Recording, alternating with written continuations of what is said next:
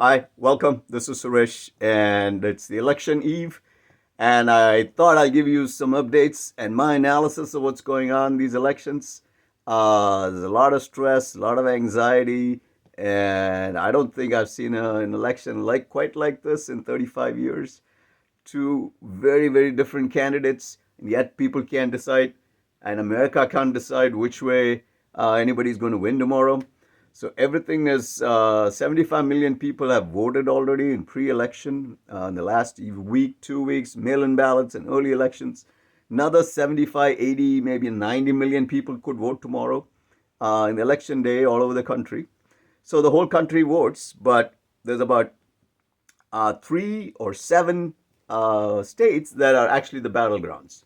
So those battleground states are going to decide the president tomorrow. And are we ready for Madam President? You know, are we ready for the other guy?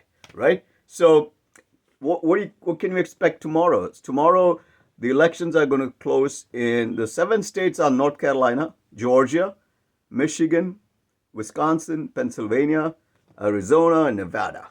And there is an eighth state. I'll talk about that later. So the elections are going to close at 7 p.m. Eastern in North Carolina and Georgia. I think North Carolina is 7:30, Georgia is 7 p.m.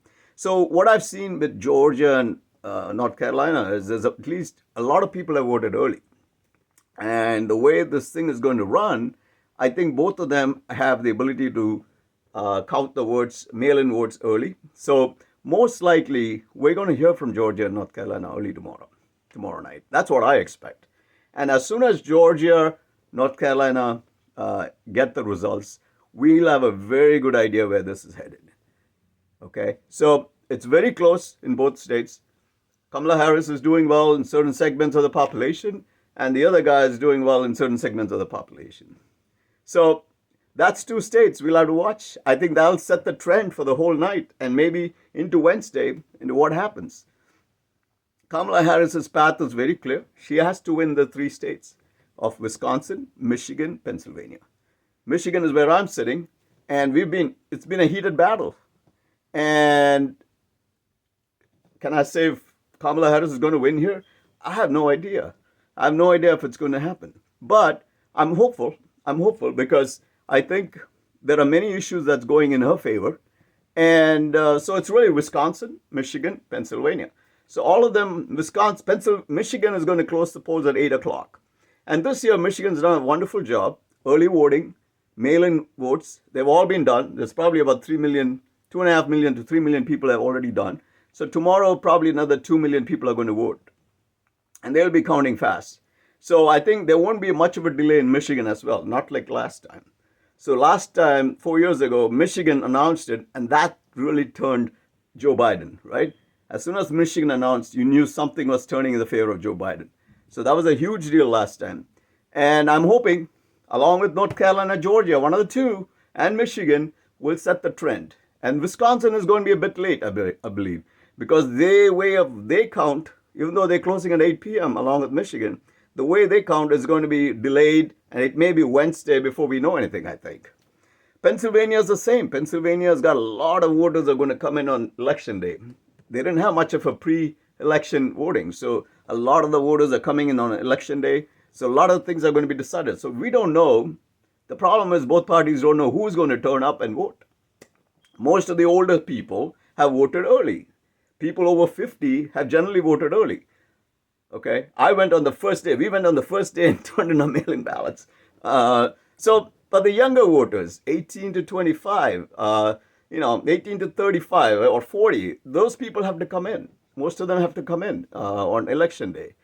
And again, so it depends on who's going to turn up on election day. And that's how there's a huge battle going on how many people to turn out for election day. So those are the three states. The three states in the Midwest, two states on the East Coast, and then you have Arizona, Nevada, and the Southwest. They're going to be later because their time zones are 2 hours, 3 hours behind us. 2 hours behind us. So that'll take a while before they close the polls and before they get any results. They're also very close, Arizona, Nevada. So that's 7 states right there, right? And I think the outlier, or maybe a surprise this week, was a poll from Iowa. So Iowa is the 8th state. A very reputed poll from Iowa came out just 2 days ago, and which shows Kamala. It's a Republican state, so generally you don't expect a Democratic president unless, except it was Barack Obama who won both times. After that, Joe Biden did not win. So, but Iowa, Kamala Harris is a 3-point lead. It's coming in, and based on the polls, what they're seeing is women over 65 are going exceedingly for Kamala Harris. Why is that? Number one, the biggest issue they said was preserving the democracy and reproductive rights of women. Okay? So those are the two big issues that are coming out of Iowa. And women generally vote more than men in this country. About 3%, 4% women voters compared to men. But this time, they're hoping for more women to show up and vote. So again, gentlemen, ladies, this is about women, this elections. It's about women versus men. Women are voting for Kamala Harris and men are voting for the other guy. Not all men, but good amount of men. So are women going to help save the democracy? That's going to be the question tomorrow, because it's very clear. And it's going to be, the headlines is women save the democracy tomorrow, on Wednesday or Thursday, whenever this happens. So for that, women have to turn up in huge numbers, and men who understand what women are going through need to turn up in big numbers. So the two issues, democracy and reproductive rights. Women are dying because of lack of reproductive rights right now. In Georgia, a young woman died because she couldn't get her health care in time. Texas. So this is unnecessary and unreasonable. Purely based on religion, they've introduced this. And for 50 years, women had the rights in this country, okay?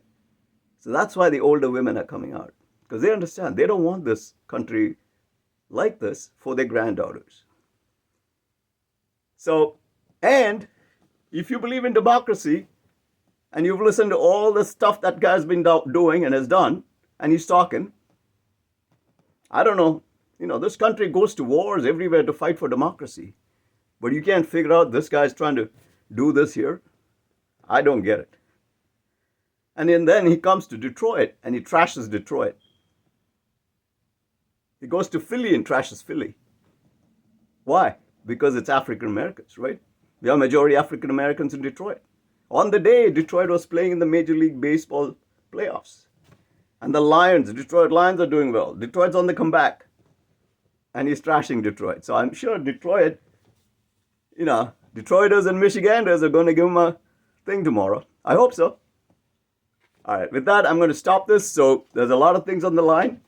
I hope to preserve democracy in this country, which is, I don't think there's anything more than that. I couldn't be doing this on YouTube without democracy and freedom and rights. So it means everybody's rights are important. And you have to be able to see through when people want to be dictators, right?